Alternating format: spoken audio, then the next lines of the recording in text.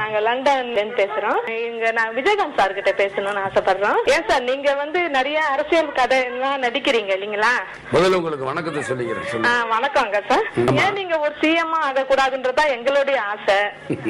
ஏன்னா நாங்க ஒரு வாட்டி லண்டன்ல இருந்து நாங்க வந்திருக்கும் போது ஜெயலலிதா, நான் பர்டிகுலரா சொல்றேன்னு கோச்சிக்காதீங்க, அவங்க வீட்டை விட்டு எழுந்திரிச்சிருக்க மாட்டாங்க. 5 மணி நேரத்துக்கு முன்னாடி ரோடு பிளாக், எவ்வளவு பிளாக், ரொம்ப கஷ்டப்பட்டோம். அவங்களும் ஒரு நடிகத்துல இருந்து வந்தவங்க தான் சிஎம் ஆயிருக்காங்க.